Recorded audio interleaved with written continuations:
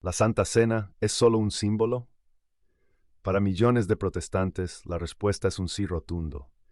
Pero, ¿qué pasaría si te dijera que esa creencia, por muy extendida que esté, choca de frente con lo que los propios discípulos y los primeros cristianos entendieron de las palabras de Jesús? Una enseñanza tan literal y tan real que muchos lo abandonaron y otros estuvieron dispuestos a morir por defenderla. Después de años estudiando la Biblia, he identificado 5 argumentos bíblicos que simplemente destrozan la idea de que la Eucaristía es solo un memorial simbólico. Voy a ser directo.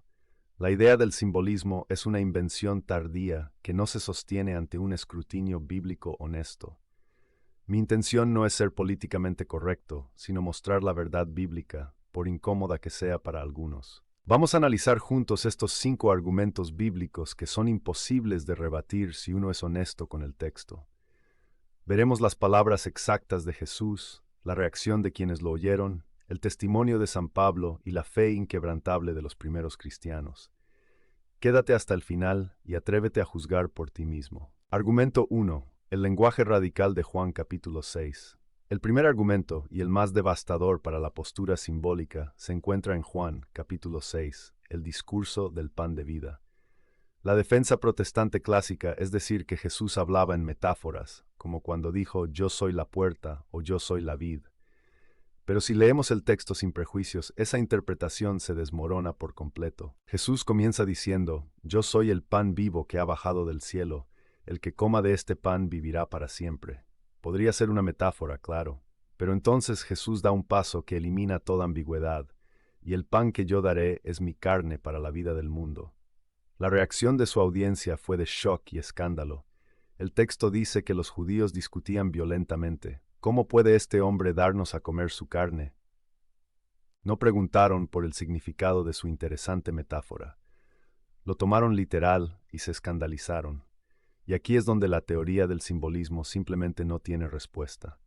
En otras ocasiones, cuando Jesús usaba lenguaje figurado que sus discípulos no entendían, siempre se lo aclaraba. Les explicó la parábola del sembrador y les aclaró que la levadura de los fariseos eran sus doctrinas, no pan real. Pero aquí en Juan 6, frente al escándalo y la confusión, ¿aclara Jesús que es solo un símbolo? Hace exactamente lo contrario. Intensifica su lenguaje de la forma más solemne posible. En verdad les digo, si no comen la carne del Hijo del Hombre y no beben su sangre, no tienen vida en ustedes. Y para rematar declara, porque mi carne es verdadera comida y mi sangre es verdadera bebida. El verbo griego que usa para comer, trogo, no es un verbo suave. Significa masticar, roer, un término visceral y físico que aniquila cualquier interpretación simbólica. El resultado fue catastrófico. El versículo 66 es claro.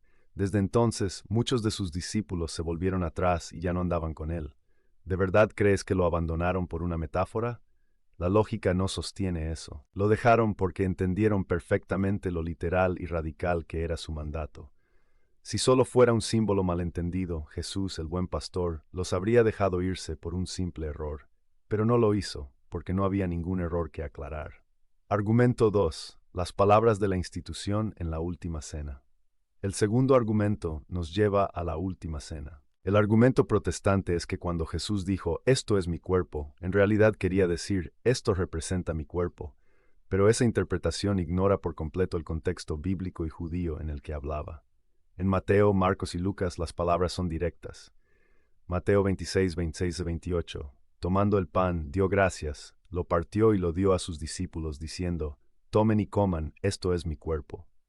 Y con la copa, beban todos de ella, porque esto es mi sangre, la sangre de la alianza, que se derrama por muchos para el perdón de los pecados. Jesús no estaba dando una charla filosófica griega, era un judío sellando una alianza en la cena de Pascua, la comida de sacrificio por excelencia. Él dice, touto estimouto soma, esto es mi cuerpo. No dice, esto simboliza. Insertar la palabra simboliza es añadir algo al texto bíblico que simplemente no está ahí. Y más importante, estaba estableciendo una nueva alianza. Las alianzas en el Antiguo Testamento se sellaban con sangre y un sacrificio real, como cuando Moisés roció la sangre de los toros sobre el pueblo en Éxodo 24. No se sellaban con símbolos. Jesús, al decir, esta es mi sangre de la alianza, Está declarando que la nueva alianza se sella no con un símbolo, sino con su sangre real, hecha presente en esa copa. Pensar que en el momento más solemne de su vida, al instituir la nueva y eterna alianza, Jesús usaría un lenguaje tan ambiguo es un insulto a su divinidad. Su palabra crea la realidad. Cuando Dios dice hágase la luz se hace. Cuando el Dios hombre toma pan y dice, esto es mi cuerpo, eso es exactamente en lo que se convierte. La interpretación simbólica le roba todo el poder a las palabras de Cristo. Argumento 3. El testimonio inequívoco de San Pablo. El tercer argumento viene de San Pablo, quien recibió esta enseñanza directamente del Señor. Muchos en el mundo protestante han reducido la cena del Señor a una simple comida conmemorativa. Pero San Pablo, en 1 Corintios, nos da una advertencia que debería hacer temblar a cualquiera que crea eso. Después de repetir las palabras de la institución, Pablo lanza una advertencia aterradora en los versículos 27 al 29. Por tanto, quien coma el pan o beba el cáliz del Señor indignamente, será reo del cuerpo y de la sangre del Señor. Pues quien come y bebe sin discernir el cuerpo, come y bebe su propia condena.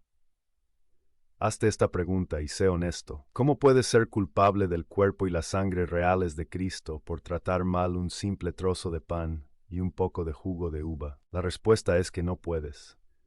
La advertencia de Pablo solo tiene sentido si el pan y el vino ya no son pan y vino, sino que se han convertido en el cuerpo y la sangre de Cristo. Punto. Es absurdo pensar que se puede profanar un símbolo hasta el punto de acarrear la propia condenación. Si rompes una foto de alguien es una ofensa, pero no le haces daño físico a la persona. Pablo está diciendo que abusar de la Eucaristía es un ataque directo contra el Jesús real y presente. Él nos ordena discernir el cuerpo, no recordar un símbolo. La postura simbólica vacía de todo significado, la advertencia más grave del apóstol. Y antes, en el capítulo 10, usa la palabra koinonía, comunión, que significa una participación real y física, no un recuerdo sentimental. Argumento 4. El testimonio arrollador de la iglesia primitiva.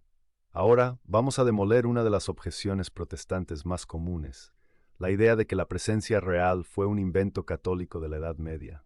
Esta afirmación es, para ser claros, históricamente falsa. Para probarlo solo hay que leer lo que creían los cristianos que aprendieron la fe de los mismos apóstoles. San Ignacio de Antioquía, discípulo directo del apóstol San Juan, murió como mártir alrededor del año 107. Su testimonio es prácticamente de la era apostólica. En su carta a los de Esmirna, hablando de los herejes, fue brutalmente claro.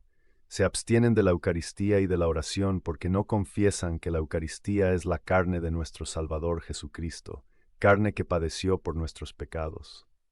Esto no es ambiguo, es una declaración de guerra contra la herejía que negaba la presencia real. Y viene de un hombre que caminó y aprendió del apóstol Juan. Décadas después, alrededor del año 150, San Justino Mártir le explicó al emperador romano: se nos ha enseñado que el alimento que ha sido consagrado es la carne y la sangre de aquel Jesús que se encarnó. El testimonio es unánime y aplastante en toda la iglesia primitiva. La conclusión es ineludible. La creencia en un mero símbolo no es la fe histórica de los primeros cristianos. Es una novedad, una ruptura del siglo XVI con lo que los apóstoles y sus sucesores directos enseñaron y por lo que murieron. Argumento 5. La Eucaristía como sacrificio. Finalmente, el quinto argumento. Aquí viene una objeción protestante clásica, basada en un malentendido fundamental. Dicen que el sacrificio de Cristo en la cruz fue único y no puede repetirse. Y es cierto, el sacrificio del Calvario es único y perfecto. El error protestante es pensar que la misa repite el sacrificio. Nadie cree eso. La enseñanza bíblica es que la misa representa, es decir, hace presente aquí y ahora, el único y eterno sacrificio del Calvario de una manera no sangrienta. Siglos antes de Cristo, el profeta Malaquías profetizó de parte de Dios: porque desde donde sale el sol hasta donde se pone, en todo lugar se ofrece a mi nombre un sacrificio y una ofrenda pura. El sacrificio del templo judío era en un solo lugar. La pregunta para cualquier protestante es: si no es la Eucaristía, ¿a qué sacrificio puro y universal ofrecido en todo el mundo se refería Malaquías? No hay otra respuesta que encaje. Cuando Jesús dice, hagan esto en memoria mía, la palabra griega para memoria, anamnesis, en un contexto sacrificial judío, no es solo recordar, Significa hacer que un evento pasado sea real y eficaz en el presente. Es lo que desmonta la idea de que es un simple recuerdo. No recordamos la muerte del Señor, la proclamamos al hacerla presente en el altar. El altar de la iglesia no es una mesa de comedor, es el Calvario hecho presente en nuestro tiempo y espacio. Te he presentado 5 argumentos bíblicos e históricos que simplemente no pueden ser refutados con honestidad intelectual y bíblica. La evidencia es aplastante. El lenguaje de Jesús, las palabras de la alianza, la advertencia de Pablo, la fe de la iglesia primitiva y la naturaleza sacrificial de la Eucaristía apuntan a una sola verdad. La presencia real no es una doctrina católica, es la doctrina bíblica y apostólica. Este no es un tema secundario, es el corazón de la fe cristiana, el regalo más grande de Cristo. Así que te reto, deja tus objeciones en los comentarios. Intenta refutar estos puntos usando la Biblia y la historia. Pero si vienes a debatir, ven con argumentos serios, no con opiniones del siglo XVI.